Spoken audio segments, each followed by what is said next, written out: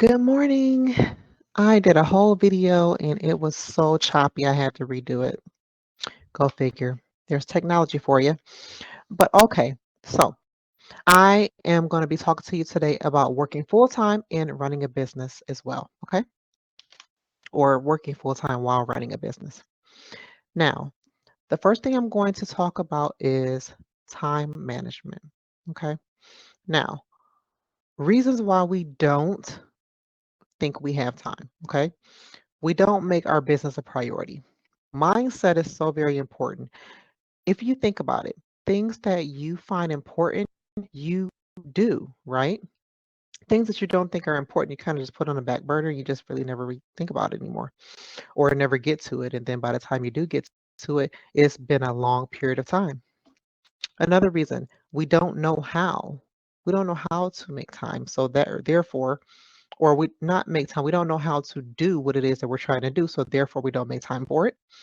Um, we don't think we have time to do it, so we don't even try to make time. And then we don't know how or where to start to do it so that we can make time for it. Now, it is very simple to carve out 15, 30 minutes for you to do things for your business, okay? One of the most important things is marketing. People need to know what you do. What do you offer? What is your service? Okay. They're not going to do that if you don't market. Okay. What I find works for me is I carry around a notepad. You also have a, they have several apps. I have an iPhone, so I have a notes app. Okay, right there. Click there, and I'm always taking notes. Okay, jotting down my ideas. Can you see that? Yeah, I'm always taking notes so that I can go back to it later. Okay, I could be out. I got an idea in my head. I want to jot it down. So I really like writing better than I like putting it in my phone. But to each his own. Whatever works for you. It's important to note down your ideas as they come to you, or you'll forget. Um, you want to make a list of things that you can do versus those you can't. Okay, you need to set realistic goals because there is a lot of things that you may want to do, but the fact of the matter is you may not be able to. That may not be a realistic goal for you. So set realistic goals on what you can do for your business, what you cannot do. I have kids and I work from home. I have a little bit more freedom working from home, but I have way more distractions working from home. When I used to work outside the house because I am a medical assistant by trade, I used to work in the hospital and clinics. I had time away from my kids and I would be around adults all day, and adults know how to leave other adults alone. Okay, they're not like kids. So I had a lot of time to be in my thoughts and I could make notes and not be distracted by my children because now I'm at home. Okay.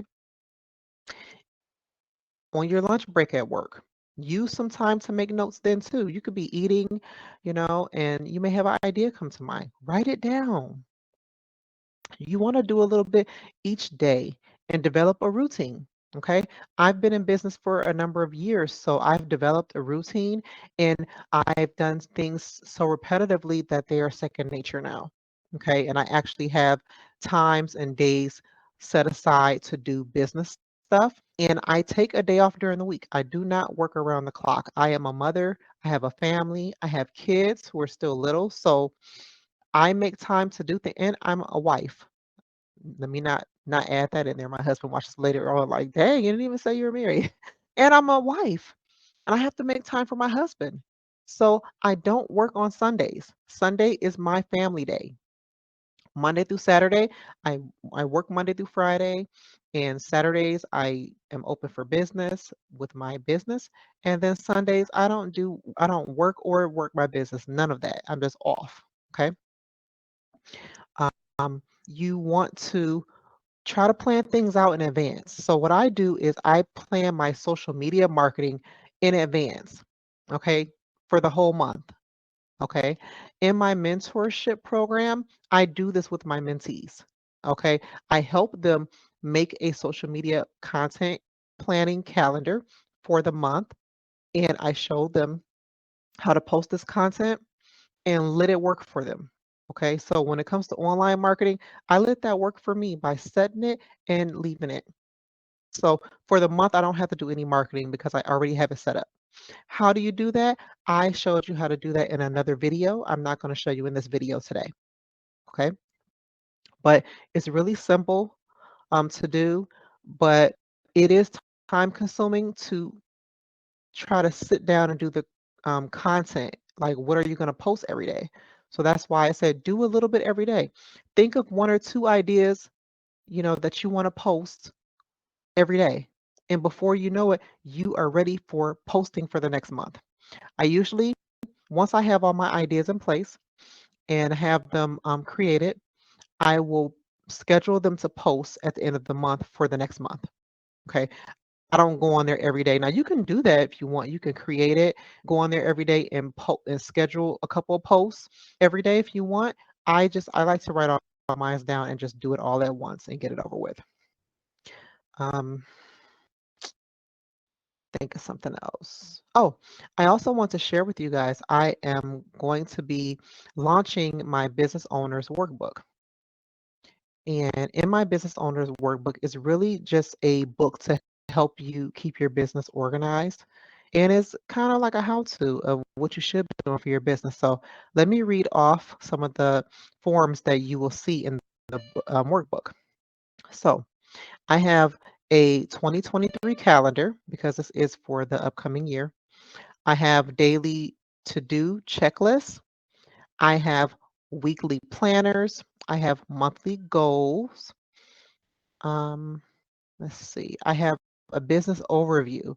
The business overview includes you writing down what your target market is, your market analysis, and your marketing plan. I also have the social media content planner. I have a social media audit because you do want to audit your social media to see how you're doing on a weekly or monthly basis. Depends on how frequently you want to catch those trends and see what's working and what's not working for you. I have a password tracker in here. I have a subscription list so you can keep track of subscriptions that you're signed up for. I have an expense category list so that you know how to keep track of your expenses and what categories they will fall under.